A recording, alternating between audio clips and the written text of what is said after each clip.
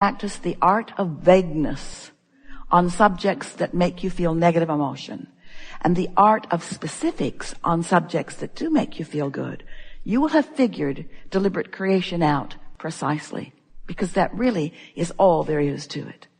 The more you talk about unwanted things, the more specific they become within you. The more specific the vibration of them is. And the more specifically law of attraction will deliver the details of these unwanted things to you. Now we know that as humans, you have wanted God, and more recently, law of attraction, to be more discerning and to not give you what you're offering a vibration about, but to give you instead what you want. But it doesn't work that way. Law of attraction is not giving you what you want. Law of attraction is giving you what's active in your vibration. So that really begs the question, doesn't it? Is what's active in my vibration really what I want? Is it? Am I offering a steady, active vibration about my true desires? Or am I offering a steady vibration about what is? Well, if what is your true desire, then that's really a good plan. But if you're reaching for something different or something more, and you always are reaching for more, then you're wanting to use a different criteria for that which you give your attention to. Here it is, ready to reveal itself to you in interesting, fascinating, satisfying ways. But you're holding a closed door because of your attention to the economy. And your frustration is your indicator that you're barring the door, or at least hindering it. So your singular work is to find some way to think about finances in a way that doesn't feel frustrating. If we were standing in your physical shoes, we would try to find a way of thinking of anything that doesn't feel frustrating, because chances are, if you go to the specific topic of financial freedom or financial well-being, you're going to activate what's already active and bar the door more. So you have to go to a general place that opens the door. Something that is working, something that feels wonderful, something that's easy to feel good about. Do this basic general grid work. You can even get off in the future. Everything's going to turn around. There have been lots of situations like that.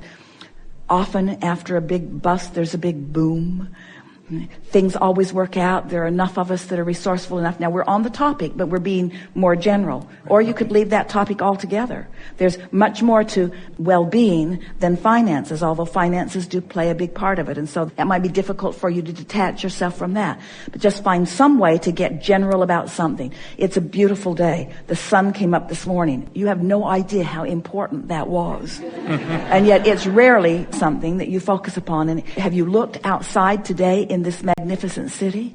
Can you feel the beauty of this planet from this particular vantage point? So as you focus there, you just can't help but feel good as you focus there. Esther and family were up at the top of the Ferris wheel on the pier.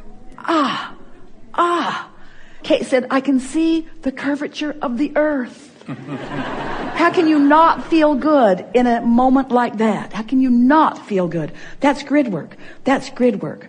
And every moment that you're doing that kind of grid work, in other words, not even on your to-do list to bring the sun up this morning, we don't imagine. But as you acknowledge it and you use it as your reason to feel good, as you use anything as your reason to feel good, you come into alignment with who you are. And then the specifics that you have identified, the specifics, hear this, the specifics that you've identified, when your grid work is in place, the specifics on the topics that matter the most to you will begin filling in. Now, what subjects matter most to you? It's interesting. We say to people, don't bring the thing that's bothering you the most to this discussion, because the thing that's bothering you the most, you've got the most concentrated momentum going in opposition to what you want. But now, focus for just a moment on that momentum. Even though you've been thinking, maybe, more about what you don't want than about what you do want on this subject of finances, your vortex, hear this, took the bounce.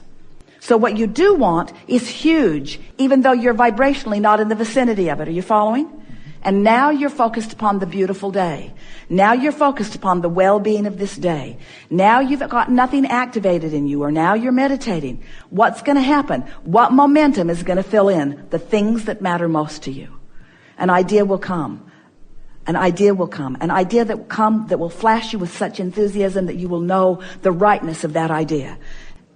And now you've got something more specific to think about. Now don't try to take that idea all the way to fruition. Don't try to figure it out. Or if you do, just be aware of what happens to your emotions. If you might take a dip when you do it. The rule of thumb is be as specific as you can be while still feeling good. Aren't you eager to get your hands in this clay? Don't you want to see what you've put into this vortex? Aren't you eager to watch the timeliness of this vortex to fill into your grid? And isn't it worth finding a minute to meditate or to appreciate or to acknowledge the well-being of your life experience? Oh, this is the reason that we've been telling you. It's step 1, step 2, step 3. Step 1, you put it there. Step 2, it's there and Source is bringing it to you. The delivery system is already up and running. The cooperative components have already been established. Everything's ready for your receipt. All you got to do is chill. Find a reason to chill. And in most cases, that means get off the specifics that have been holding you out of sync with what you want. So what are some of the things that we've sort of set aside here? We're asking you to stop measuring yourself against anyone else. We're asking you to acknowledge the wholeness of who you were coming in and all that you've added to it ever since. We're asking you to acknowledge that law of attraction has gathered the cooperative components and that they're standing in the wings ready to move into your experiences at any time. And we're asking you to do one singular thing. Chill out. Find a reason to feel good.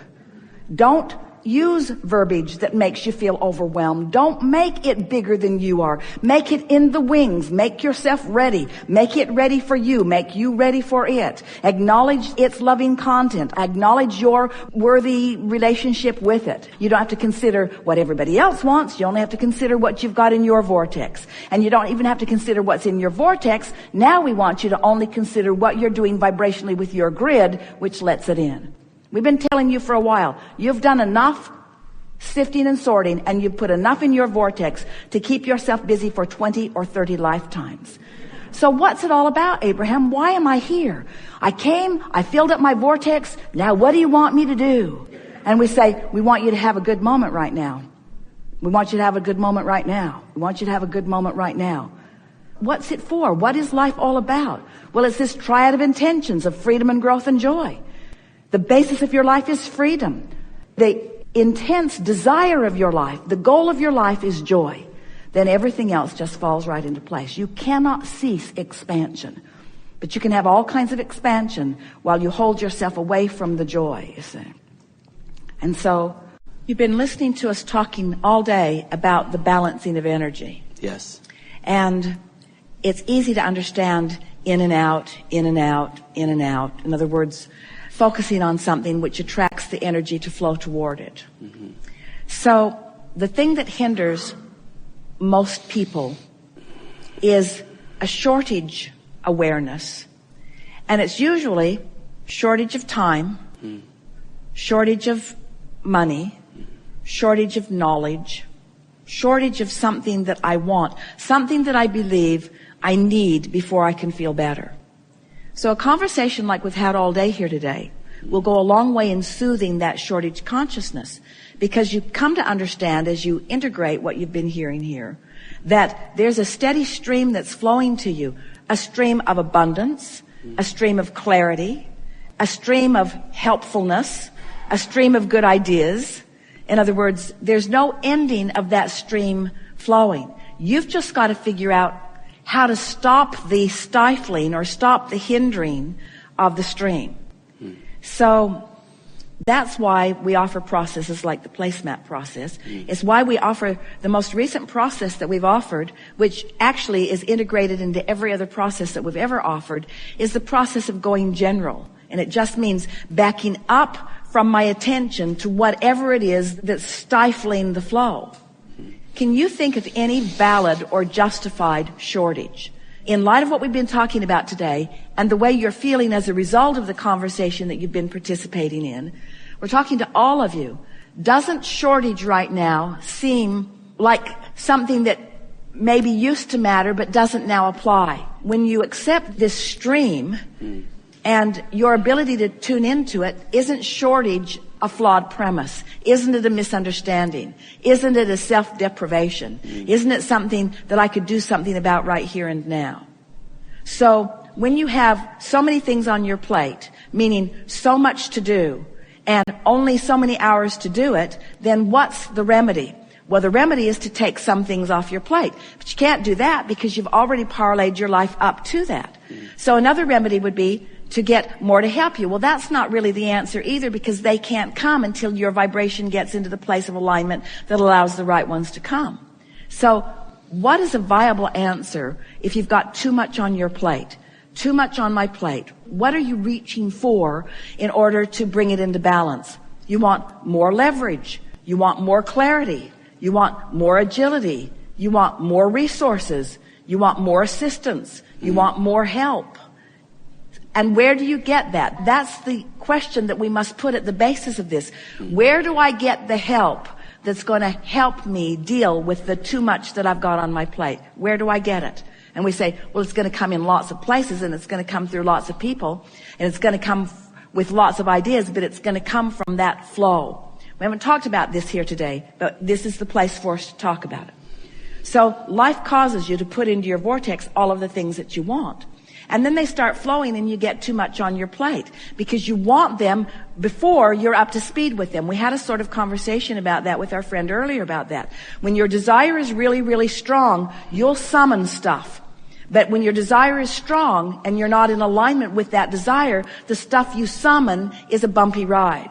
So you really don't want to fill your plate up when you're out of balance. But what do you do when you've already got a plate that's filled up that's out of balance? What do you do when your pool already has algae in it? Do you just roll up and die?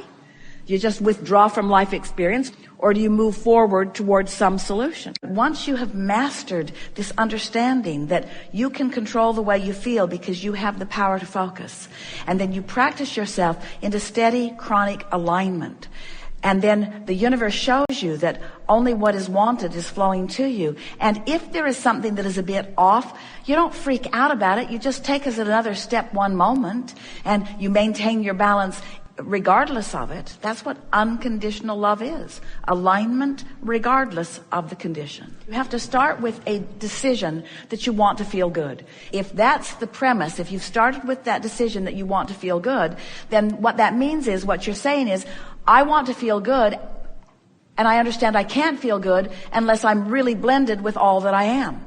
Which causes you to then understand that if you hadn't expanded to more than you can maybe normally maintain, then there would not be any new reach. And so now you're making peace with the fact that you are always vibrationally reaching beyond your patterns or habits that you've been practicing. So it's always accurate to say, I have beliefs that are not up to speed with the whole of who I am. And I mean to figure out which of those beliefs aren't up to speed with who I am, so that I can be up to speed with who I am. However, the beliefs that I hold that are not up to speed with who I am are responsible for my further expansion.